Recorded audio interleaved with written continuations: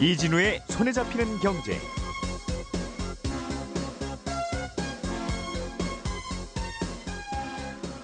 안녕하십니까, 이진우입니다. 손에 잡히는 경제가 뽑은 오늘의 숫자는 1,000만 원입니다.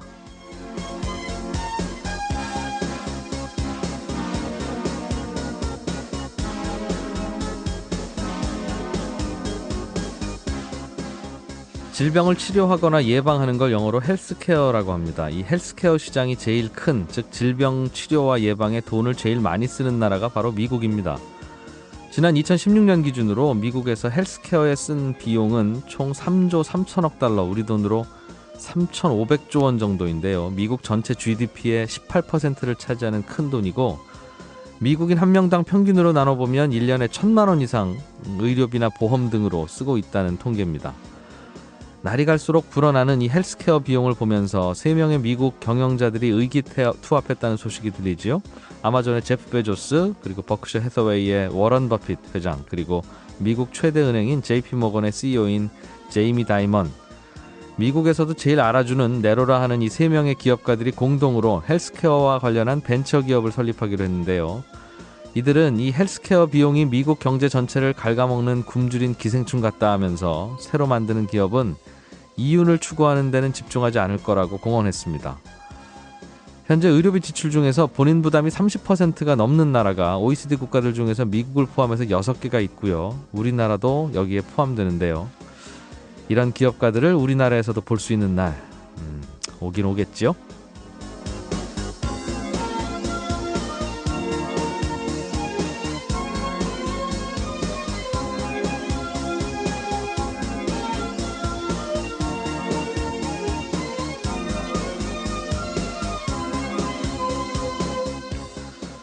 네, 2월의 첫날 손에 잡히는 경제입니다. 정부가 최저 1.2% 이자의 전세자금 대출, 신혼부부 전용 전세자금 대출 상품을 내놨습니다. 구체적으로 어떻게 이용할 수 있는지 국토교통부 관계자 연결해서 좀 알아보겠고요.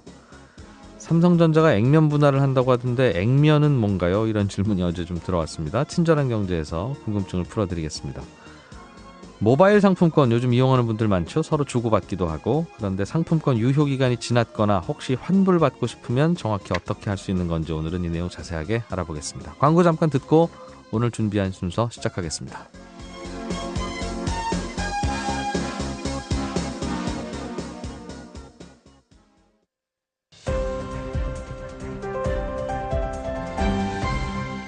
이진우의 손에 잡히는 경제. 네, 한국경제TV 김치영 기자와 함께 경제 뉴스들 중에 눈에 띄는 것 몇 가지 살펴보겠습니다. 어서 오십시오. 네, 안녕하세요. 정부가 벤처 생태계 혁신 대책을 발표했군요. 네, 그렇습니다. 벤처기업 살리는 게 참 중요한 과제이긴 한데 어떻게 하겠다고 합니까? 일단 이번 벤처 생태계 혁신 대책 앞에 민간 중심의 벤처 생태계 혁신 대책 이렇게 돼 있습니다. 그래서 예. 민간 중심이란 단어가 핵심이다 이렇게 말씀을 드리고 싶은데요. 정부에서도 그런 의지를 좀 드러내고 있고요. 지금까지는 정부 주도형 지원이었다는 것에 대한 뭐 반성, 변화 이런 건가요? 그렇죠. 아무래도 이제 벤처 기업이라는 게 조금 더 다른 말로 표현하면 뭐 위험 기업, 그러니까 모험 기업, 위험 기업 이렇게 포함이 될 수 있기 때문에 이 육성하기 위해서는 정부 정책 자금 위주의 그리고 이제 기술 평가나 뭐 이런 것들 정부가 보증하는 기관에서의 기술 평가를 통한 대출 이런 식으로 이제 지원을 하면서 육성하는 방향으로 지금까지 우리나라 벤처 생태계가 만들어져 왔었거든요. 근데 이걸 민간 쪽으로 대폭 넘기겠다라는 의도가 좀 담겨 있고요. 그래서 일단 벤처 기업의 문턱을 대폭 낮추겠다라고 했습니다. 그래서 우리나라에서 이제 벤처 기업이라고 하면 대부분 기술 중심의 기업들을 얘기합니다. 그러니까 IT나 뭐 이런 기술 중심의 기업이고요. 그러니까 오늘 신문들에 보시면 음식점, 미용실도 기술만 있으면 벤처기업 된다. 이런 식으로 제목들을 많이 뽑았거든요. 그래서 벤처기업 인증을 해줄 때 우리나라에는 23개의 금지 업종이 있었습니다. 여기에 뭐 여관업이라든지 골프장 운영업, 식당, 미용실 이런 것들이 이제 금지 업종으로 포함되어 있었거든요. 참 이상한 규정이었어요. 생각해보면. 아니 여관업에서도 뭔가 혁신이 일어날 수 있고 그렇죠. 미용실에서도 뭔가 첨단 서비스나 또는 더 혁신적인 서비스를 제공하면 그게 벤처인 건데 꼭 벤처는 이런 업종에서 나와야지라고 하는 고정관념이 만든 뭔가가 아닌가 싶네요. 그렇습니다. 그러니까 2000년대 초반에 이제 우리나라의 IT 붐이 때 이 벤처기업 인증 제도 이런 것들이 만들어졌기 때문에 네. 결국에는 이제 기술적인 부분에 좀 초점이 맞춰졌던 거고요. 그래서 이번에 이제 이런 것들을 폐지하고 다만 사행성이 있는 업종들은 여전히 한 3개 업종 정도는 금지 업종으로 남겨놨는데 대부분 다 폐지를 했고요. 그래서 어떤 업종이라 하더라도 다양한 기술 등이 접목된 서비스라고 하면 네. 벤처기업 인증을 받게 하겠다는 거고. 다만 심사는 또 하지요. 그렇습니다. 그러니까 이 업종에 속하지 않는 다른 기업이더라도 하겠다고 하면 다 주는 건 아니고. 네, 맞습니다. 벤처 인증을 이제 심사를 하는데 지금은 이제 정부 주도로 이 심사를 벤처 인증을 해왔거든요. 근데 네. 이걸 이제 민간 벤처 확인 위원회 쪽으로 넘긴다는 겁니다. 그러니까 이게 이제 민간 중심으로 간다는 것 중에 핵심 중에 하나거든요. 이 회사가 벤처 기업인지 아닌지에 대한 선택과 인증을 예. 공무원이 아닌 다른 민간인이 하겠다. 그렇습니다. 그래서 이제 이 위원회에는 선배 벤처 기업의 뭐 CEO를 했다라든지 우리나라의 벤처 1세대라든지 네. 뭐 이런 분들 포함되어 있고요. 그다음에 벤처 캐피탈 전문가, 그러니까 이 신생 벤처 기업들의 돈을 초기에 투자하는 사람들, 이 사람들은 이제 벤처 기업이 얼마나 성장할 것이냐를 지속해서 계속 봐왔던 사람들이거든요. 네. 그러니까 이런 전문가들로 구성될 거고 벤처 확인 유효 기간도 2년에서 3년 정도로 조금 더 넓히겠다라는 게 이번 뭐 정책 발표의 핵심 내용이다라고 볼 수 있습니다. 벤처 기업으로 도장을 받으면 네. 뭐가 좋아요? 그냥 벤처 기업 아닌 회사하고 비교하면?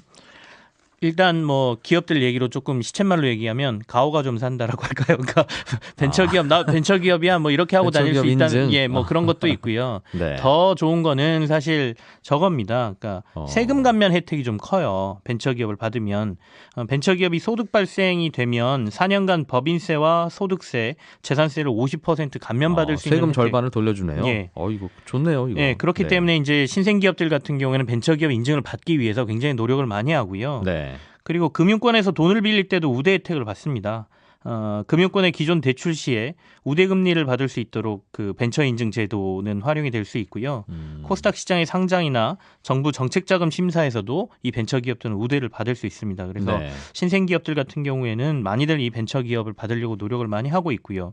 두 번째는 지난 정부서부터 시행된 건데 벤처 기업으로 인증을 받으면 외부에서 투자한 투자자들에게 네. 지금은 소득공제 혜택도 주고 있거든요. 예. 이번에 아마 3천만 원까지로 이게 올라갔는데요. 그러니까 최대 3천만 원까지 개인적으로 이 벤처 기업 인증받은 회사에 투자를 했다 그러면 연말에 네. 소득공제 혜택도 주기 때문에 외부 투자를 받기도 조금 쉬운 상황이 되는 그러네요. 것이죠. 똑같이 스타트업에 투자했는데 벤처 네. 기업 인증 안 받거나 못 받은 업체에 투자하면 투자한 돈 대부분 소득공제가 안 되고 네.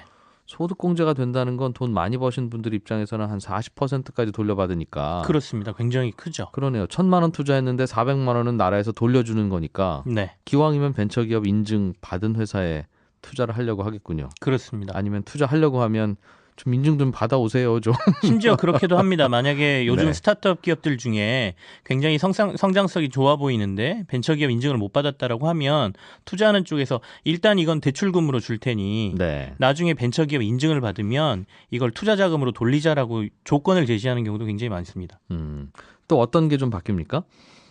좀 핵심적인 게 지금 벤처 기업들 특히 스타트업 기업들이 굉장히 반기고 있는 제도가 하나 이번에 도입이 되는데요. 조건부 지분 인수 계약이라는 제도를 도입하겠다 이렇게 어제 밝혔어요.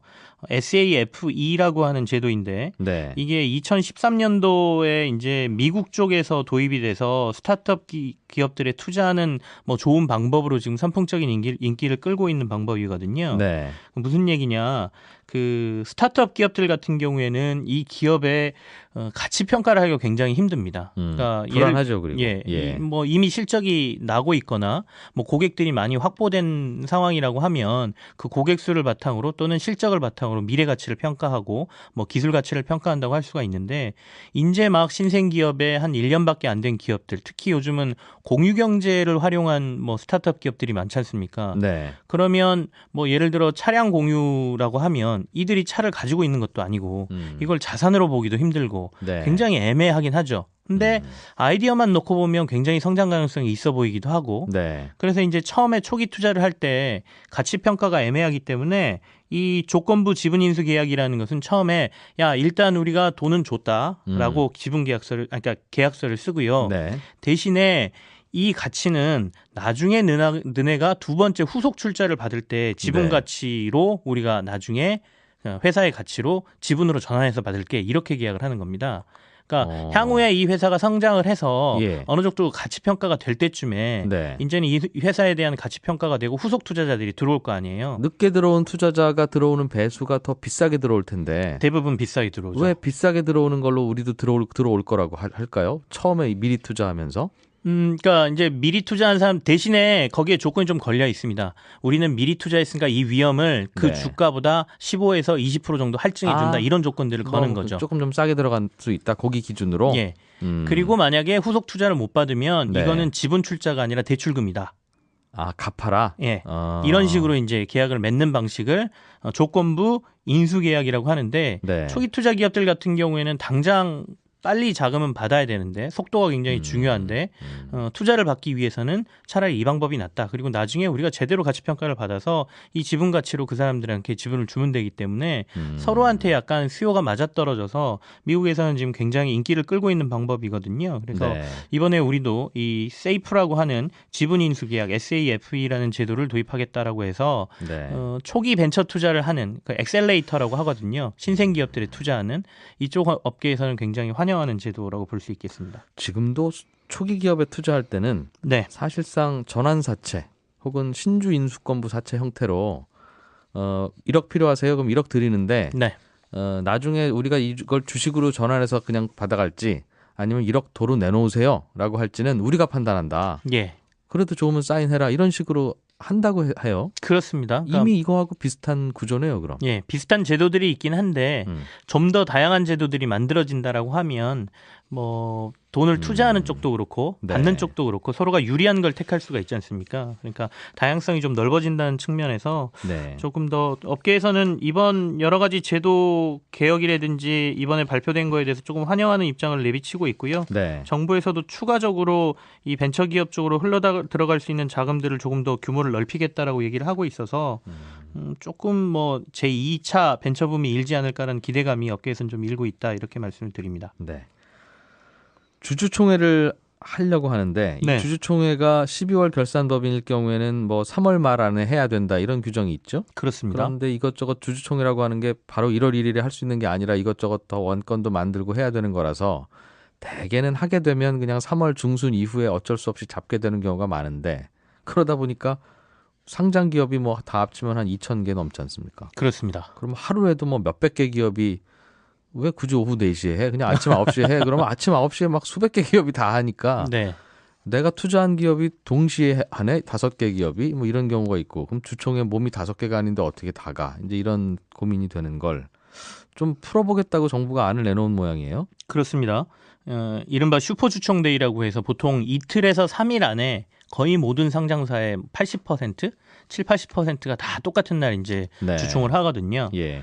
근데 이 문제는 주주들이 주주총회에 참석을 할 수 있느냐 없느냐의 문제로 좀 연결이 되고요. 물리적으로 참석이 어렵죠. 예. 그러니까 이걸 이제 좀 분산해서 개최하게 되면 조금 더 주주들이 자기의 권리 행사를 구조적으로 쉽게 만드는 거다라는 네. 차원에서 이제 금융위 쪽에서 문제 해결을 위한 방안을 내놨다라고 보시면 되겠고요. 일명 상장회사 주총 활성화 방안 이렇게 발표를 했습니다. 그래서 이 주총 말씀하신 대로 한 세 개 날짜로 이렇게 몰려있는 주총을 분산시키기 위해서 그 상장협회나 아니면 코스닥 협회 등의 주총 집중 예상일을 이들이 이제 발표를 하고요. 이날을 피하십시오라고 이제 상장사들에게 알린다는 것이죠. 네. 그리고 어쩔 수 없이 만약에 이날 그 아까 말씀드린 예측 날에 주주총회를 하게 되면 네. 여기에 대해서 왜 자신들이 이때 주주총회를 꼭 해야만 되는지의 소명서 같은 거를 받게 하겠다라는 내용이 들어 있습니다. 한숨을 쉬시는데. 아니, 네. 그거야 쓰면 쓰는 거죠. 그걸 못 쓸 리는 또 뭐가 있겠으며 왜 이걸 번거롭게 하는지 모르겠어요. 그리고요. 네. 그리고 이제 다만 인센티브도 좀 줘야 될 거 아니에요. 예. 그러니까 이 주총날을 그날 피하는 바쁜 날 피하면 피하면 네. 인센티브도 줘야 될 거 아니겠습니까? 그래서 이제 보통 상장 회사들은 공시를 할 때 뭐 공시를 지연 공시 늦게 하거나 아니면 공시를 잘못하거나 그런 벌점들을 먹게 돼 있거든요. 네. 이 모이는 주총날을 피하게 되면 이런 벌점이라든지 불성실 공시 법인으로 지정된 뭐 조건이라든지 이런 것들을 조금 완화해 주겠다는 인센티브가 좀 들어 있고요. 네. 그리고 이제 예탁결제원 쪽에서 지난번에 한번 설명을 드렸는데 전자투표라는 걸 주주총회에서 할 수 있도록 시스템을 만들어 놨거든요. 네. 이걸 이용할 때도 모이는 주총이 아니고 분산시키는 데에는 좀 더 할인해서 할 수 있도록 해주겠다. 뭐 이런 것들이 포함되어 있는 것이죠. 전자투표를 하더라도 바쁜 날 안 하고 한가한 날 하면 네. 전자투표 수수료 할인해 준다. 1년간 뭐 30% 뭐 이렇게 네. 할인해 주겠다라고 나왔는데 그러니까 어쨌든 인센티브하고 조금 만약에 주총 모이는 날 하게 되면 불편하게 하는 것들을 동시에 이제 같이 발표를 한 것이고요. 네. 올해는 지금 현재 아까 말씀드린 대로 주총이 몰릴 것으로 예상되는 날이 3월 23일, 29일, 30일이다. 네. 이렇게 딱 3개 날짜를 찍어서 얘기를 했습니다.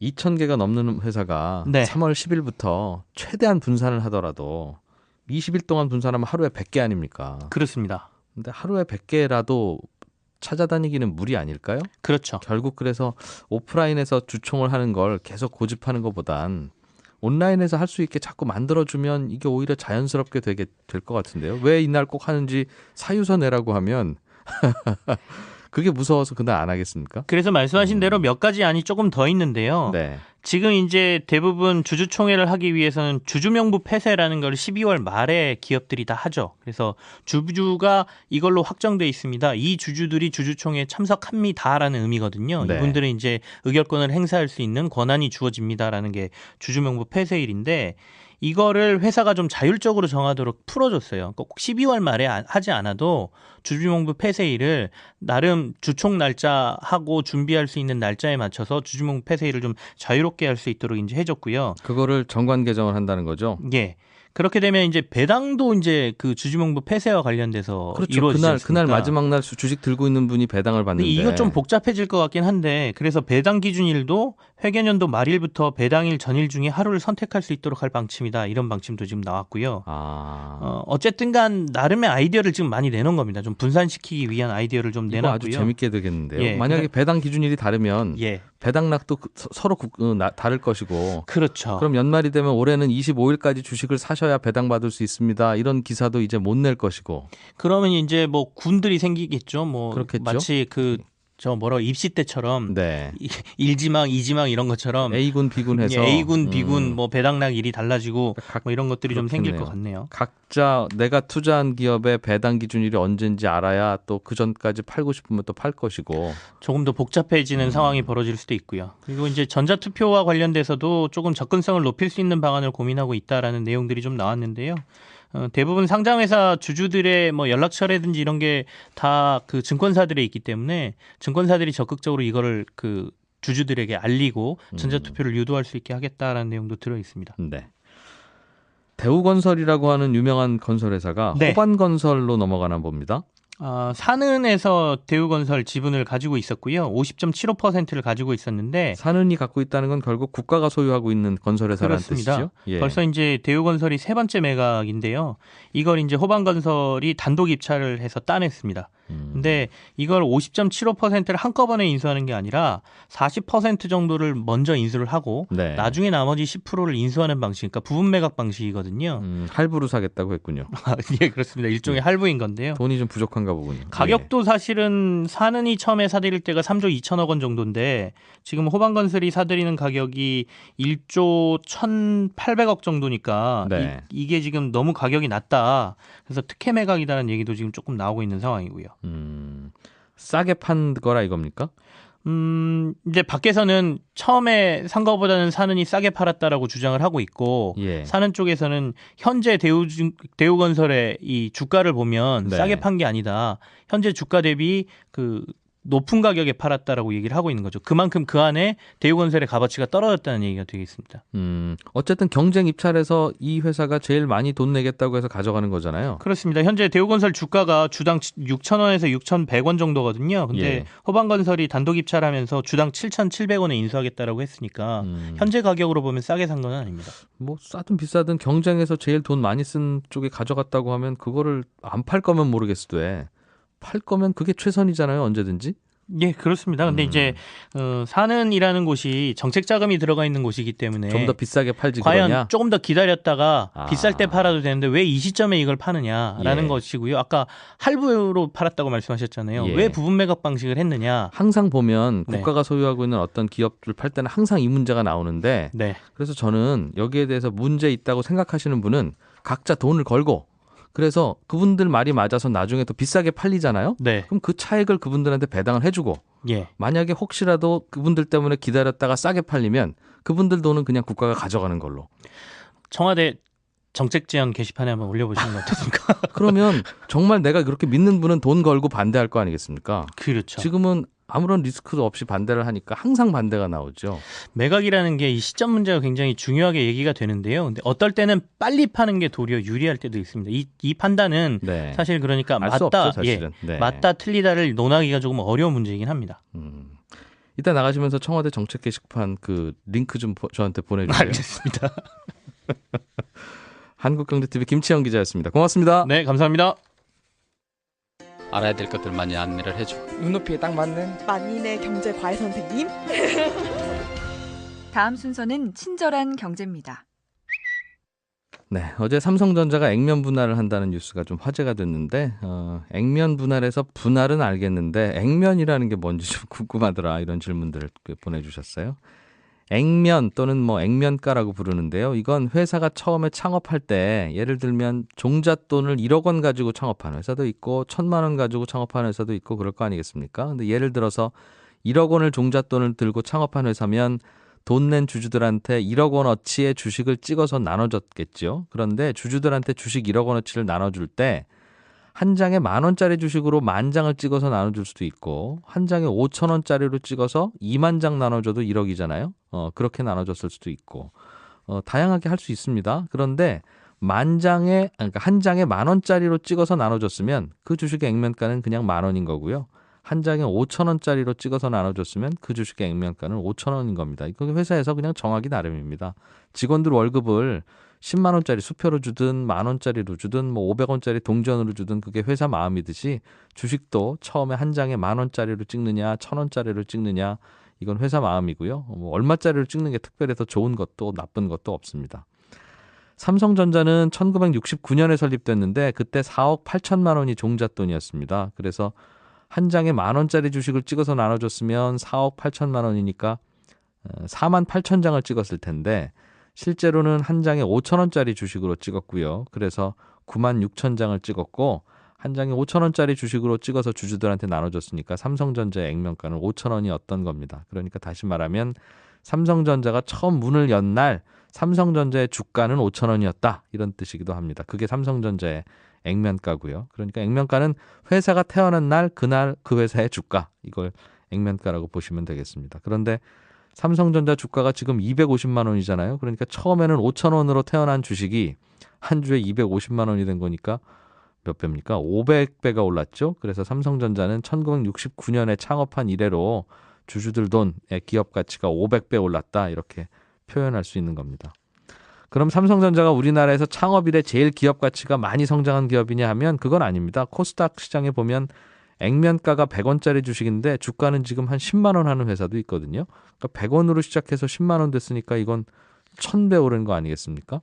근데 뭐 또 이렇게 많이 올랐다고 꼭 거품이라고 보기도 어렵고요. 그래서 액면가가 높으냐 낮으냐는 그 기업의 가치와도 무관하고 액면가와 현재 주가와도 뭐 특별한 관계는 없는 겁니다. 다만 기업의 주가 자체가 너무 비싸면 한 주를 사기가 부담되니까 마치 수박 살 때 큰 통으로 한 통 사라고 하면 못 사도 수박을 잘라서 팔면 또 그건 손이 가잖아요. 그런 것처럼 너무 비싸지면 싸게도 살 수 있게 쪼개서 파는 거 그걸 액면 분할이라고 합니다.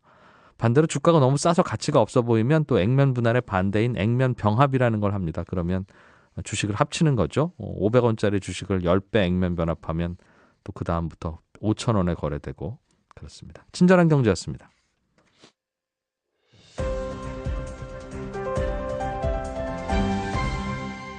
경제를 생각하는 사람들의 즐거운 습관.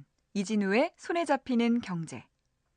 정부에서 운영하고 있는 정책성 금융상품들 중에 신혼부부 전용 전세자금 대출, 또 형편이 어려운 분들을 위한 월세 대출 상품이 있습니다. 이건 나라에서 주는 대출 상품인데요. 어떤 상품인지 좀 배워보죠. 국토교통부 주택기금과의 박정란 사무관을 연결했습니다. 안녕하십니까? 네, 안녕하세요. 이게 뭐 이름 보니까 바로 알겠네요. 신혼부부 전용 전세자금 대출. 신혼부부가 전셋집 구할 때 돈 빌려준다는 뜻인 것 같군요.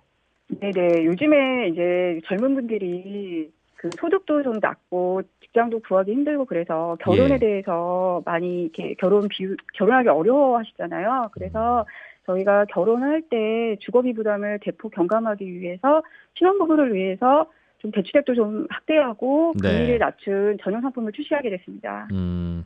얼마까지 해줍니까? 저희가 수도권 같은 경우에는 그 최대 1.7억 원, 그러니까 지방 같은 경우에 1.3억 원을 지원하고 있습니다. 1.7억 원, 1.3억 원. 네. 그럼 예를 들면 수도권에서 뭐 아파트 중에는 전세금이 한 3억, 4억 하는 것도 있는데 네네. 은행에 가면 그거는 한 2억 원 넘게 혹은 2억 5천도 빌려주잖아요. 네, 맞습니다. 그런데 예. 정부에서 주는 건 금리가 분명히 싸긴 쌀 텐데 네네. 1억 7천만 원만 빌려주면 네. 나머지는 본인이 구해야 되는 겁니까? 아니면 나머지를 은행 가서 또 빌릴 수 있는 겁니까? 그러니까 은행에서도 조금 빌릴 수가 있습니다. 추가로? 근데, 예. 근데 그거는 이제 같은 전세 대출은 아니고 이제 신용 대출로 이제 그 부분에 대해서 확보가 가능합니다. 예. 그러면 이자가 더 높아질 수도 있겠네요. 신용 네, 대출이면. 네. 네, 저희가 아시다시피 주택 도시기금은 이제 무주택 서민층의 정책 자금이지 않습니까? 네, 그래서 저리로 하고 있기 때문에 말씀하신 바와 같이 그 수도권에 이제 그 서울 같은 경우에 3억을 초과하지만 저희가 이제 통계 데이터를 보면은 이제 평균 수도권 수준 같은 경우에는 한 3억 정도 됩니다. 그리고 네. 지방 같은 경우에는 더 낮은 수준이기 때문에 네. 이제 그 부편 이제 대부분의 이제 신혼부부들이 엄청 이제 넓고 좋은 집이 아니면은 저희 조금 저렴한 많이- 주택을 선택만 한다면 정부에서 주는 전세자금 대출로도 전세금 감당이 될 테니 네네. 이용해 보십시오 이거군요. 저렴한 거는 아니고요. 저희가 이제 평균 정도의 주택까지 지원이 가능합니다. 알겠어요. 그 평균 구하시니까 한 3억 정도 수도권은 나오더라 이 말이군요. 네, 3억입니다. 알겠습니다. 수도권은. 예. 그다음에 5대 강역시 같은 경우에는 1.9억 정도 됩니다. 한 2억 원 정도. 네. 이자는 얼마나 받으십니까? 이자 같은 경우에는 저희가 1.2%에서 2.1% 정도로 지원을 하고 있습니다. 1%대네요. 네네. 이건 참 1%입니다. 싸군요. 요즘에 네네. 예. 저희 상품을 제가 장점을 좀 하나 설명해 드리면은 저희가 그 신용 이 낮을수록 네. 은행 같은 경우에는 저희가 신용이 1등급에서 10등급까지 있습니다. 근데 보통 3, 4등급까지만 은행을 이용할 수가 있고요. 그다음에 네. 그 아래 등급은 저축은행이라든지 캐피탈 아니면은 더 좀 안 좋은 그러니까 사금융 쪽으로 가야 됩니다. 그런데 저희 같은 경우에는 1등급에서 9등급 신용 불량자를 제외하고는 신용 불량자와 금융실서 물란자를 제외하고는 다 대출이 가능합니다. 그래서 보통 저희가 느끼는 체감 지수는 이제 저축은행 같은 경우에는 7% 금리, 그다음에 네. 이제 더 캐피탈 이런 거 더 높지 않습니까? 근데 저희 같은 경우 그런 분들도 이제 1%로 이용할 수가 있기 때문에 주거비 경감이 엄청나게 지원하고 있다고 봅니다. 예. 네. 보통 전세자금 대출도 신용 등급이 네. 5등급 이하로 내려가면 은행에서 안 해주나 봐요. 그렇습니까? 전세금 담보 잡고 사실상 해주는 건데도? 네. 보통 은행에서는 저희가 알아볼 때는 이제 4등급까지만 이용이 자유롭다고 하더라고요. 그래요? 네. 예. 신혼부부라고 하면 결혼한 지 그럼 얼마나 돼야 신청할 수 있어요? 이 대출을? 예, 혼인 신고일로부터 5년 이내인 분들도 가능하시고요. 그다음에 네. 결혼 예정자들, 대출 신청일 기준으로 해서 3개월 이내 결혼을 하시고자 하시는 분들은 예. 청첩장이라든지 예식장 계약서를 제출하시면은 이거를 지원받을 수 있으십니다. 5년까지? 네. 알겠습니다. 그러면 5년 이내 된 신혼부부가 적당한 집을 고르면 다 해줍니까? 아니면 또 부부의 재산이나 소득을 좀 보십니까? 네, 저희가 아직까지 그 재산을 보지는 않고 있고요. 저희가 예. 소득 기준으로만 이제 그 심사를 합니다. 부부 합산 연소득 6천만 원. 요거는 이제 가세전 소득입니다. 6천만 원 이하인 경우에는 네. 그 상품을 이용하실 수 있으십니다. 이러면 맞벌이 하는 분들은 자칫하면 넘어갈 수 있겠군요. 6천만 원 소득이 넘어갈 수 있을 것 같은데요. 네, 맞습니다. 그러니까 외벌이 하는 맞벌이- 분들이 오히려 유리한 정책이 되지는 않습니까? 혹시 이러면? 아니요. 저희가 도시 근로자 이제 평균 소득을 보게 되면은 6천만 예. 원 정도입니다. 그래서 저희가 이 부분에 대해서 이제 그러니까 굉장히 저리의 정책 대출이기 때문에 네. 시중 금리차와 차이가 많으니까 굉장히 많은 분들이 이용을 하시고 싶어 하세요. 그래서 이제 소득 기준을 이제 상향에 대해서 저희가 검토를 해보면은 저희가 평균 이제 근로자 소득이 그 6천만 원 정도이기 때문에 아직은 이 기준을 유지하고 있습니다. 네. 그렇군요. 물론 이제 정부의 예산은 한도가 있으니 최대한 좀 어려운 분들을 찾아서 빌려주시려고 하다 보니까 이런저런 조건이 붙는 건 충분히 이해가 되는데 이게 보실 때 자산은 얼마나 되는지는 안 보고 소득만 보다 보니까 자칫하면 네네. 물려받은 자산도 많고 이런 분들 중에 굳이 우리는 맞벌이까지 안 해도 되는 상황이니 외벌이를 하는 좀 부유한 분들까지도 가끔 들어가는 경우가 있을 수 있어서 그럼 집의 네네. 규모나 이런 것은 좀 제한을 하십니까? 넓은 집은 또 안 되는 것도 있어요? 네, 저희가 이제 우선 하나 말씀드리면 저희가 이제 소득 기준만 보니 말씀하신 대로 이제 뭐 가칭 금수저 또는 네. 이제 다단가들이 이용할 수 있다는 지적이 있습니다. 그런데 저희가 19년부터는 주거복지노동부에서 발표한 것 같이 자산 기준을 도입할 예정이고요. 네, 네. 그다음에 그 저희는 기본적으로 국민주택을 이제 그 거주하시는 분들에 대해서 지원하는 거기 때문에 8.5제곱미터 이하 일반적으로 30평대의 그거보다 큰 건 안 된다? 네, 안 됩니다. 예. 알겠습니다. 굉장히 싼 이자로 빌려주시는데 이게 그럼 정부가 좀 손해보고라도 빌려주는 겁니까? 아니면 그렇지는 않아요? 이게 어떤 돈에서 나오는 거예요? 저희가 국민주택기금은 주택청약저축과 국민주택채권을 이제 조성해서 이렇게 재원이 조성됩니다. 네. 그래서 저희가 신혼부부를 대상으로 하게 되면은 이제 그 각각 그 소득에 따라서 금리가 차등되고 있어갖고 예. 평균 금리라든지 그다음에 신혼부부 외를 하게 되면은 저희가 손해보고 빌려주는 건 아닙니다. 그러니까 신혼부부 자체로만 해서는 저희가 네. 조성된 금리보다 낮게 지원하고 있지만 네. 저희가 그 외에 그러니까 모든 그 저희 구입전세 자금을 해서 보면은 알겠습니다. 네네. 그러니까 국민들이 청약 통장 만들고 거기다 부은 돈 갖다가 다시 또 빌려주고 하는 그런 구조군요. 네네 맞습니다. 알겠어요. 예. 전세는 알겠고 어디 가서 신청하면 됩니까? 저희가 국민주택기금의 6개의 수탁은행인 우리, 국민, 기업, 농협, 신앙 하나에서 신청하시면 됩니다. 웬만한 은행 다 되네요. 예. 네. 근데 신청하시기 전에 네. 이제 우선 그냥 가서 신청하시면 요즘에 은행에서 많이 대기하지 않으십니까? 예, 그래서 예. 꼭 그 해당 은행 콜센터라든지 또는 저희가 검색창 많이 이용하시는 검색창에서 국민주택도시기금을 검색을 하시면은 예. 저희가 신혼부부 전용 상품에 대해서 이제 그 안내하는 기금 포털 사이트가 있습니다. 예. 그 사이트에서 해당 정보를 좀 보시고 그다음에 각각 각각 은행의 그 콜센터에서 이제 좀 문의를 하신 다음에 가시면은 시간이라든지 이런 거를 많이 절약하실 수 있을 것 같습니다. 어차피 가면 번호표 뽑아야 되잖아요. 보너스 수범들이 이제 그 전에 저희가 이제 했을 때 뭐 이렇게 신청하시면은 이제 전화하고 하시면 이런 게 필요하시면 바로 가서 신청이 가능하시거든요. 그래요? 근데 예. 상담은 전화로 하시면 더 이제 알겠습니다. 예. 네. 은행 가서 정부에서 해주는 신혼부부 전세금 대출 받으러 왔어요 하면 되는 거군요. 네, 맞습니다. 알겠어요. 월세도 빌려준다고 하던데. 네네네. 월세는 예. 네, 월세는 기존에 저희가 매달 3천만 원까지 빌려주고 있었는데요. 예. 저희가 이 한도를 상향해서 40만 원까지 빌려주는 거로 한 달에 40만 결정했습니다. 원씩. 이것도 네. 대상자는 어떻게 됩니까? 어떤 분이어야 빌릴 수 있어요? 저희가 이제 두 가지 유형이 있습니다. 우대형과 일반형이 있는데요. 우대형 같은 경우에는 금리 혜택이 되게 좋습니다. 금리가 연 1.5%이기 때문에 1.5 싸네요. 예. 네, 사회 초년생이나 취업 준비생 등 청년층을 중심으로 지원하고 있고요. 예. 일반형은 금리가 2.5%입니다. 2.5라도 싸죠. 예. 네, 부부 합산 연소득 5천만 원 이하자인 경우에 지원하고 있습니다. 먼저 말씀하신 이자 싼 건 청년이면 되고 이자가 네. 조금 비싼 건 부부 합산 5천만 원 이하의 소득만 있으면 되면 꽤 많은 네, 분들이 대상인데 월세를 살기만 하면 됩니까, 그럼? 네. 근데 이제 월세 그 해당 주거에 대해서 보증금 1억 원 이하의 월세 60만 원 이하에 거주하고 있는 분들에게 지원이 갑니다. 아, 가능합니다. 월세가 60만 원 넘으면 안 된다. 네네. 보증금도 1억 넘으면 안 되고. 네. 알겠습니다. 그래도 뭐 꽤 혼자 사는 분들은 대부분 뭐 원룸 정도 생각하면 이 안에 떨어질 것 같은데요.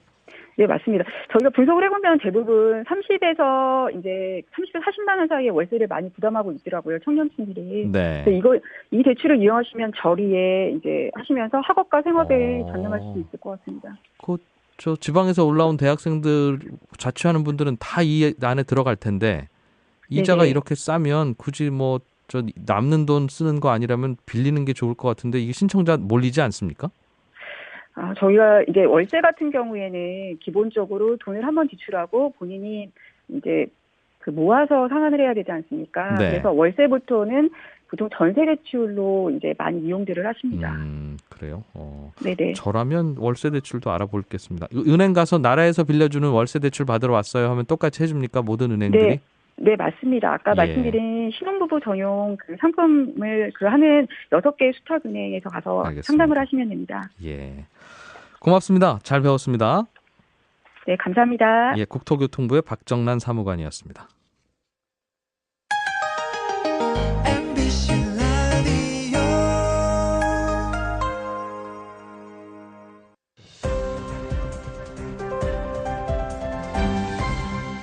이진우의 손에 잡히는 경제.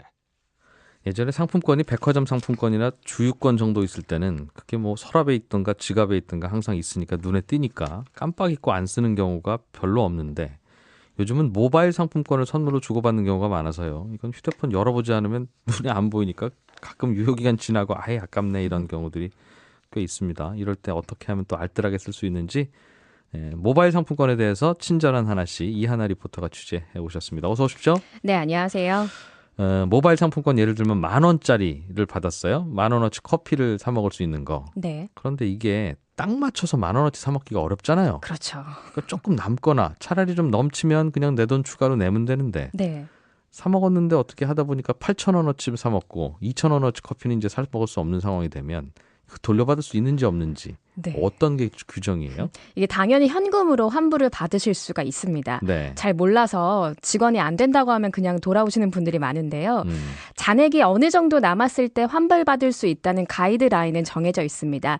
우선은 상품권의 금액이 10,000원을 초과한다. 네. 10,000원을 넘어간다고 하면 이런 경우는 상품권에 적혀있는 금액의 60% 이상은 써야 나머지 금액을 현금으로 돌려받을 수 있습니다. 네. 뭐 예를 들면 2만 원짜리 상품권이다 하면 12,000원 이상을 써야지 나머지 네. 8,000원의 잔액을 거슬러 받을 수 있다라는 겁니다. 현금으로? 예, 그렇죠. 그럼 커피면 그 커피 전문점에서 현금 주세요 하는 겁니까? 아니면 상품권 발행 업체한테 돌려줘야 되겠죠? 그렇게? 네, 커피 전문점에서 주세요 하면 네. 그 가맹점은 발행처랑 알아서 또 계산을 하기 때문에 그래요? 네. 예. 그럼 10,000원 이하의 9,000원, 10,000원짜리 이런 거는 어떻습니까? 10,000원 이하의 상품권이라면 80% 이상을 써야 된다. 환불이 가능해요. 10,000원짜리라면 8,000원 이상, 5,000원짜리면 4,000원 이상을 써야 나머지 금액을 현금으로 거슬러 받을 수 있습니다. 알겠습니다. 굳이 이렇게 쓰라는 건 안 쓰고 그냥 환불 받으러 올까 봐 그러는 것 같은데. 네. 그러면 손해가 커요? 상품권 발행 업체가? 뭐 일단은 유통 관계를 보면 상품권 발행 업체가 예. 좀 할인을 해서 거래처에 뿌리는 경우도 있거든요. 10,000원짜리 상품권을 뭐 5%나 10% 정도. 9,000원에 드릴 네. 테니 열심히 팔아보세요. 이렇게. 그렇죠. 그래서 그 금액 적힌 100%를 다 고객이 돌려받겠다고 하면 어쨌든 손해를 보는 구조기 때문에 네. 그렇게 설정이 돼 있습니다. 10,000원짜리 상품권 9,000원에 사서 야 직원 이거 갖고 가서 다시 너 환불 받아와 10,000원에. 그렇죠. 그러면 문제가 생길 수 있겠죠. 계속 돌리면서 예. 그거 막으려고. 네. 알겠습니다. 근데 상품권이요 10,000원짜리도 있고 뭐 5,000원짜리도 있고 1,000원짜리도 있고 그러면 예를 들어서 10,000원짜리 한 장, 5,000원짜리 한 장 갖고 가서 12,000원어치를 구입했으면 네. 이거는 3,000원 환불이 되는가 안 되는가 이거 계산 어떻게 합니까? 이거 굉장히 애매하죠. 12,000원이니까 10,000원짜리 상품권 한 장은 꽉 채워서 쓴 거고. 예. 근데 5,000원짜리 상품권 중에는 2,000원밖에 안 쓴 거잖아요. 그런데 주장하기에 아니요 네. 나는 10,000원짜리 상품권 중에서 9,000원만 쓴 거고 5,000원짜리 상품권 중에서 2,000원밖에 안 썼지만 아까 10,000원에서 안 네. 쓰고 뭐 이게 할까 좀 머리가 맞춰요. 아프죠. 네. 그래서 네. 헷갈리실 필요 없이 상품권이 여러 장이 있다면 총액으로 따지면 됩니다. 그러니까 10,000원짜리, 5,000원짜리 한 장씩 가져가셨잖아요. 그건 15,000원짜리 상품권이라고 보라는 그렇죠, 거예요? 그렇죠. 그럼 15,000원짜리니까 60% 이상, 그러니까 9,000원 이상만 쓰면 나머지 금액은 현금으로 거슬러 받을 수 있는 거죠. 알겠어요. 근데 모바일 상품권은 백화점 상품권이나 주유권은 사실상 유효기간이 거의 없고 네. 뭐 5년이라고는 들었습니다만 뭐 그 안에는 쓰겠죠. 그렇죠. 그런데 모바일 상품권은 유효기간이 정해져 있더군요. 네, 약관에 정해져 있는데요. 예. 공정위가 정하기로는 뭐 5,000원, 10,000원 이렇게 금액이 써 있는 상품권은 유효기간이 1년이고요. 예. 커피나 햄버거처럼 물품으로 바꿀 수 있는 건 3개월입니다. 기본적으로 이게 제공되는 유효기간인데요. 네. 굉장히 좀 비교적 짧기 때문에 네. 잊어버리기 쉽거든요. 그럼 3개월짜리 햄버거 상품권이었는데 3개월이 지났으면 네. 그거는 못 받습니까? 그래서 그 전에 좀 연장을 해야 됩니다. 예. 그래서 3개월에 한 번씩 최장 5년까지는 계속해서 연장을 할 수 있는데요. 예. 이게 기억을 잘해서 연장하면 좋겠지만 예. 말씀하신 것처럼 아예 까먹고 유효기간이 끝나버릴 수도 있거든요. 그런데 유효기간이 애초부터 3개월인 커피나 햄버거는 1개월에 한 번씩 연장할 수 있는 걸 잊어버리지 않았다고 하더라도 네. 최대 3개월까지밖에는 연장이 안 되네요. 최대 3개월씩 계속해서 몇 번씩 연장을 해서 5년까지는 연장할 수 있다는 뜻입니다. 그래서 발행처에서 네. 뭐 유효기간 끝나기 일주일 전에 연장하세요라고 메시지가 오거든요. 그때 연장을 하셔야 됩니다. 예를 들면 월드컵 버거 이걸 만드는 햄버거인데 햄버거 업체가 3개월짜리 유효기간으로 상품권을 발행했는데 네. 고객이 연장해서 4년 후에 가면 고객님 그 버거는 없어요. 월드컵 한 해만 파는 겁니다. 할 수도 있을 것 같은데요. 그 가격에 상응하는 다른 물품으로 주게 되어 제공하게 있어요? 돼 있습니다. 네. 모르는 게 없습니다. 그렇군요. 그러면 계속 연장해서 쓸 수는 있다. 5년까지는. 그렇죠. 근데 연장하는 걸 잊어버리지는 말자 이 말입니까? 맞습니다. 아, 그런데 유효기간이 아예 끝나버릴 수도 있거든요. 연장 못하고. 연장 못하고요. 예. 그럼 여기서 알아두실 게 유효기간과 소멸시효는 다르다 이런 걸 알아두셔야 됩니다. 유효기간은 쉽게 말해서 상품권을 만든 회사가 정해놓은 기간이고요. 네. 그리고 뭐 1년이 될 수도 있고 2년이 될 수도 있겠죠. 그 전에 연장하려면 연장할 수 있고. 예, 그렇죠. 그런데 소멸시효가 따로 있거든요. 이건 법적으로 정해둔 상품권의 수명입니다. 이게 5년이라는 거죠. 네. 그래서 예를 들어서 2016년에 만들어진 햄버거 상품권을 제가 선물을 받았어요. 예. 근데 연장하는 거 깜빡하고 네. 확인해 보니까 2017년도에 유효기간이 끝났어요. 끝나버린 겁니다. 예. 그럼 이것은 그냥 휴지 조각일까요? 유효기간 전에 연장했으면 그게 살아있는 건데 네. 유효기간을 놓쳐버렸으면 연장은 더 이상 못하고 연장은 못하지만 가면 안 주겠고 햄버거는 연장 고객님 기간 지났습니다. 숫자 읽을 줄 아시죠? 이럴 테니까. 예, 그런데 휴지 조각은 아니라는 겁니다. 좀 전에 법에서 정해놓은 5년이라는 상품권의 소멸시효가 있다고 했죠. 네. 그래서 업체에서 정해놓은 유효기간이 지났더라도 상품권이 태어난 지 5년이 안 넘었다면 예. 발행업체에서 환불을 받으실 수 있습니다. 5년만 안 지났으면 네. 10,000원짜리 상품권이라면 10,000원 다 주는 건 아니고요. 네. 사업비 회수하는 차원에서 10% 정도는 떼고 9,000원만 환불을 해줍니다.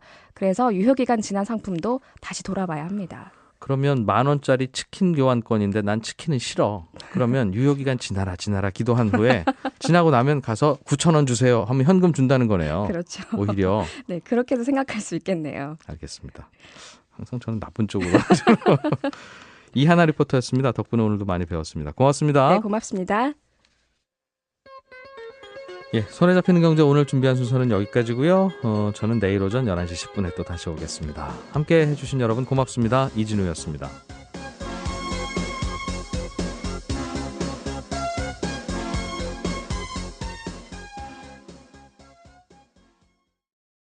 가치로 우리가 나중에 회사의 가치로 지분으로 전환해서 받을게 이렇게 계약을 하는 겁니다. 그러니까 향후에 이 회사가 성장을 해서 예. 어느 정도 가치 평가가 될 때쯤에 네. 이제는 이 회사에 대한 가치 평가가 되고 후속 투자자들이 들어올 거 아니에요. 늦게 들어온 투자자가 들어오는 배수가 더 비싸게 들어올 텐데 대부분 비싸게 들어오죠. 왜 비싸게 들어오는 걸로 우리도 들어올 거라고 할까요? 처음에 미리 투자하면서 그러니까 이제 미리 투자한 사람 대신에 거기에 조건이 좀 걸려 있습니다. 우리는 미리 투자했으니까 이 위험을 그 네. 주가보다 15에서 20% 정도 할증해 준다. 이런 조건들을 거는 거죠. 조금 좀 싸게 들어갈 수 있다. 거기 기준으로. 예. 그리고 만약에 후속 투자를 못 받으면 네. 이거는 지분 출자가 아니라 대출금이다. 아, 갚아라. 예. 이런 식으로 이제 계약을 맺는 방식을 조건부 인수 계약이라고 하는데 네. 초기 투자 기업들 같은 경우에는 당장 빨리 자금은 받아야 되는데 속도가 굉장히 중요한데 투자를 받기 위해서는 차라리 이 방법이 낫다. 그리고 나중에 우리가 제대로 가치 평가를 받아서 이 지분 가치로 그 사람들한테 지분을 주면 되기 때문에 서로한테 약간 수요가 맞아떨어져서 미국에서는 지금 굉장히 인기를 끌고 있는 방법이거든요. 그래서 네. 이번에 우리도 이 세이프라고 하는 지분 인수 계약 SAFE라는 제도를 도입하겠다라고 해서 네. 초기 벤처 투자를 하는 그 엑셀레이터라고 하거든요. 신생 기업들에 투자하는 이쪽 업계에서는 굉장히 환영하는 제도라고 볼 수 있겠습니다. 지금도 초기 기업에 투자할 때는 네. 사실상 전환사채 혹은 신주 인수권부 사채 형태로 1억 필요하세요? 그럼 1억 드리는데 네. 나중에 우리가 이걸 주식으로 전환해서 그냥 받아갈지 아니면 1억 도로 내놓으세요 라고 할지는 우리가 판단한다. 예. 그래도 좋으면 사인해라 이런 식으로 한다고 해요. 그렇습니다. 그러니까 이미 이거하고 비슷한 구조네요, 그럼. 예, 비슷한 제도들이 있긴 한데 좀 더 다양한 제도들이 만들어진다라고 하면 뭐 돈을 투자하는 쪽도 그렇고 네. 받는 쪽도 그렇고 서로가 유리한 걸 택할 수가 있지 않습니까? 그러니까 다양성이 좀 넓어진다는 측면에서 네. 조금 더 업계에서는 이번 여러 가지 제도 개혁이라든지 이번에 발표된 거에 대해서 조금 환영하는 입장을 내비치고 있고요. 네. 정부에서도 추가적으로 이 벤처기업 쪽으로 들어갈 수 있는 자금들을 조금 더 규모를 넓히겠다라고 얘기를 하고 있어서 조금 뭐 제2차 벤처붐이 일지 않을까라는 기대감이 업계에서는 좀 일고 있다 이렇게 말씀을 드립니다. 네. 주주총회를 하려고 하는데 네. 이 주주총회가 12월 결산법인일 경우에는 뭐 3월 말 안에 해야 된다 이런 규정이 있죠. 그렇습니다. 그런데 이것저것 주주총회라고 하는 게 바로 1월 1일에 할 수 있는 게 아니라 이것저것 더 원건도 만들고 해야 되는 거라서 대개는 하게 되면 그냥 3월 중순 이후에 어쩔 수 없이 잡게 되는 경우가 많은데 그러다 보니까 상장 기업이 뭐 다 합치면 한 2,000개 넘지 않습니까? 그렇습니다. 그럼 하루에도 뭐 몇백 개 기업이 왜 굳이 오후 4시에 해? 그냥 아침 9시에 해. 그러면 아침 9시에 막 수백 개 기업이 다 하니까 네. 내가 투자한 기업이 동시에 하네? 5개 기업이? 뭐 이런 경우가 있고 그럼 주총에 몸이 5개가 아닌데 어떻게 다 가? 이제 이런 고민이 되는 걸 좀 풀어보겠다고 정부가 안을 내놓은 모양이에요. 그렇습니다. 이른바 슈퍼주총데이라고 해서 보통 이틀에서 3일 안에 거의 모든 상장사의 80%, 7, 80%가 다 똑같은 날 이제 네. 주총을 하거든요. 예.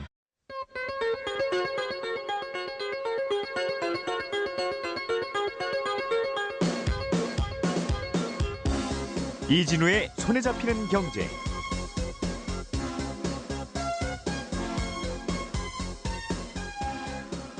안녕하십니까, 이진우입니다. 손에 잡히는 경제가 뽑은 오늘의 숫자는 1,000만 원입니다.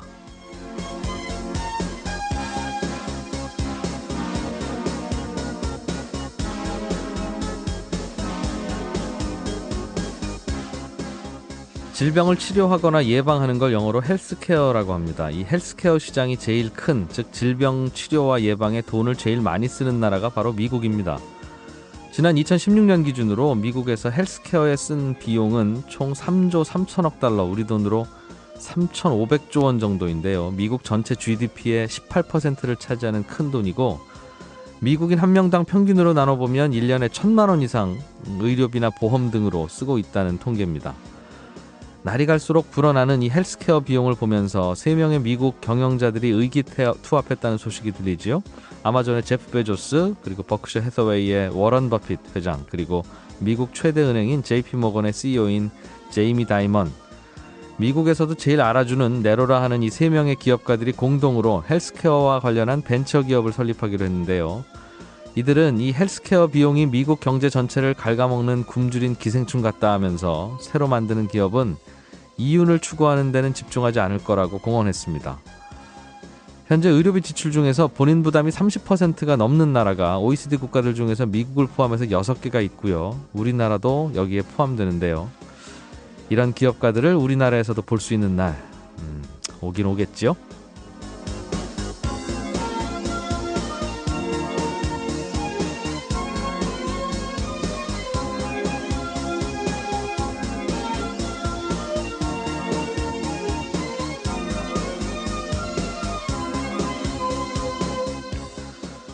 2월의 첫날 손에 잡히는 경제입니다. 정부가 최저 1.2% 이자의 전세자금 대출, 신혼부부 전용 전세자금 대출 상품을 내놨습니다. 구체적으로 어떻게 이용할 수 있는지 국토교통부 관계자 연결해서 좀 알아보겠고요. 삼성전자가 액면 분할을 한다고 하던데 액면은 뭔가요? 이런 질문이 어제 좀 들어왔습니다. 친절한 경제에서 궁금증을 풀어드리겠습니다. 모바일 상품권 요즘 이용하는 분들 많죠. 서로 주고받기도 하고. 그런데 상품권 유효기간이 지났거나 혹시 환불받고 싶으면 정확히 어떻게 할 수 있는 건지 오늘은 이 내용 자세하게 알아보겠습니다. 광고 잠깐 듣고 오늘 준비한 순서 시작하겠습니다.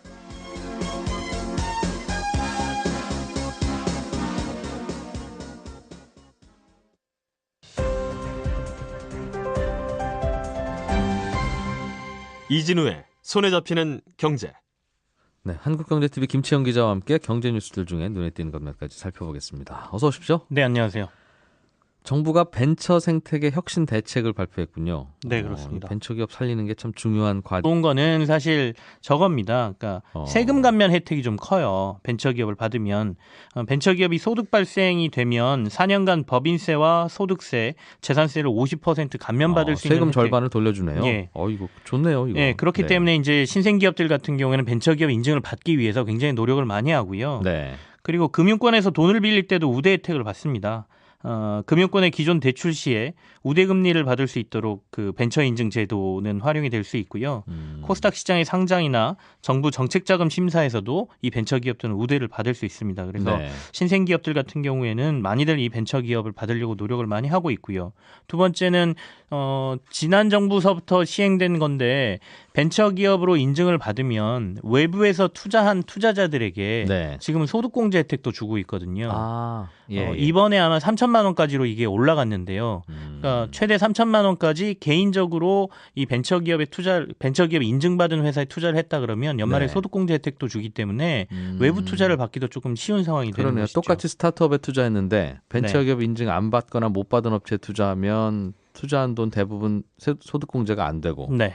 소득공제가 된다는 건 돈 많이 버신 분들 입장에서는 한 40%까지 돌려받으니까. 그렇습니다. 굉장히 크죠. 그러네요. 1,000만 원 투자했는데 400만 원은 나라에서 돌려주는 거니까 네. 기왕이면 벤처기업 인증 받은 회사에 투자를 하려고 하겠군요. 그렇습니다. 아니면 투자하려고 하면 좀 인증 좀 받아오세요. 좀. 심지어 그렇게도 합니다. 만약에 요즘 네. 스타트업 기업들 중에 굉장히 성장성이 좋아 보이는데 벤처기업 인증을 못 받았다라고 하면 투자하는 쪽에서 일단 이건 대출금으로 줄 테니 네. 나중에 벤처기업 인증을 받으면 이걸 투자자금으로 돌리자라고 조건을 제시하는 경우도 굉장히 많습니다.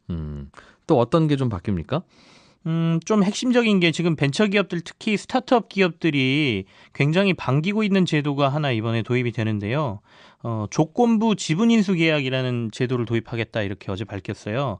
SAFE라고 하는 제도인데 네. 이게 2013년도에 이제 미국 쪽에서 도입이 돼서 스타트업 기업들에 투자하는 뭐 좋은 방법으로 지금 선풍적인 인기를 끌고 있는 방법이거든요. 네. 무슨 얘기냐?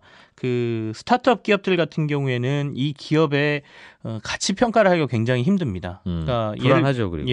뭐 이미 실적이 나고 있거나 뭐 고객들이 많이 확보된 상황이라고 하면 그 고객 수를 바탕으로 또는 실적을 바탕으로 미래 가치를 평가하고 뭐 기술 가치를 평가한다고 할 수가 있는데 이제 막 신생 기업에 한 1년밖에 안 된 기업들, 특히 요즘은 공유 경제를 활용한 뭐 스타트업 기업들이 많지 않습니까? 네. 그러면 뭐 예를 들어 차량 공유라고 하면 이들이 차를 가지고 있는 것도 아니고 이걸 자산으로 보기도 힘들고 네. 굉장히 애매하긴 하죠. 근데 아이디어만 놓고 보면 굉장히 성장 가능성이 있어 보이기도 하고 네. 그래서 이제 처음에 초기 투자를 할 때 가치 평가가 애매하기 때문에 이 조건부 지분 인수 계약이라는 것은 처음에 야 일단 우리가 돈은 줬다라고 지분 계약서를 그러니까 계약서를 쓰고요. 네. 대신에 이 가치는 나중에 너네가 두 번째 후속 출자를 받을 때 지분. 네. 근데 이 문제는 주주들이 주주총회에 참석을 할 수 있느냐 없느냐의 문제로 좀 연결이 되고요. 물리적으로 참석이 어렵죠. 예. 그러니까 이걸 이제 좀 분산해서 개최하게 되면 조금 더 주주들이 자기의 권리 행사를 구조적으로 쉽게 만드는 거다라는 네. 차원에서 이제 금융위 쪽에서 문제 해결을 위한 방안을 내놨다라고 보시면 되겠고요. 일명 상장회사 주총 활성화 방안 이렇게 발표를 했습니다. 그래서 이 주총 말씀하신 대로 한 세 개 날짜로 이렇게 몰려있는 주총을 분산시키기 위해서 그 상장협회나 아니면 코스닥 협회 등의 주총 집중 예상일을 이들이 이제 발표를 하고요. 이날을 피하십시오라고 이제 상장사들에게 알린다는 것이죠. 네. 그리고 어쩔 수 없이 만약에 이날 그 아까 말씀드린 예측 날에 주주총회를 하게 되면 네. 여기에 대해서 왜 자신들이 이때 주주총회를 꼭 해야만 되는지의 소명서 같은 거를 받게 하겠다라는 내용이 들어 있습니다. 한숨을 쉬시는데. 아니, 네. 그거야 쓰면 쓰는 거죠. 그걸 못 쓸 리는 또 뭐가 있겠으며 왜 이걸 번거롭게 하는지 모르겠어요. 그리고요. 네. 그리고 이제 다만 인센티브도 좀 줘야 될 거 아니에요. 예. 그러니까 이 주총날을 피하는 그날 바쁜 날 피하면 피하면 네. 인센티브도 줘야 될 거 아니겠습니까? 그래서 이제 보통 상장 회사들은 공시를 할 때 뭐 공시를 지연 공시 늦게 하거나 아니면 공시를 잘못하거나 그런 벌점들을 먹게 돼 있거든요. 네. 이 모이는 주총날을 피하게 되면 이런 벌점이라든지 불성실 공시법인으로 지정된 뭐 조건이라든지 이런 것들을 조금 완화해 주겠다는 인센티브가 좀 들어 있고요. 네. 그리고 이제 예탁결제원 쪽에서 지난번에 한번 설명을 드렸는데 전자투표라는 걸 주주총회에서 할 수 있도록 그 시스템을 만들어 놨거든요. 네. 이걸 이용할 때도 모이는 주총이 아니고 분산시키는 데에는 좀 더 할인해서 할 수 있도록 해주겠다. 뭐 이런 것들이 포함되어 있는 것이죠. 전자투표를 하더라도 바쁜 날 안 하고 한가한 날 하면 네. 전자투표 수수료 할인해 준다.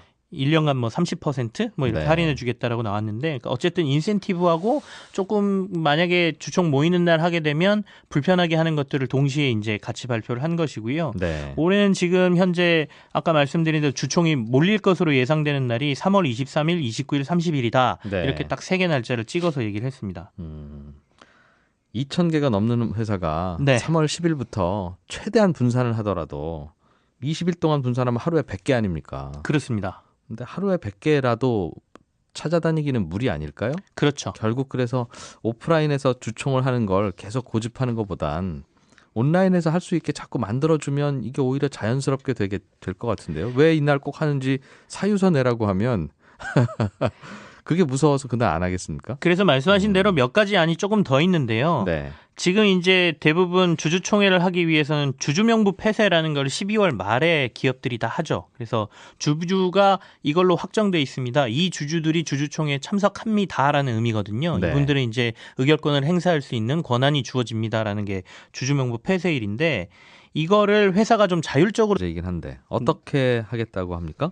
일단 이번 벤처 생태계 혁신 대책 앞에 민간 중심의 벤처 생태계 핵심 대책 이렇게 돼 있습니다. 그래서 예.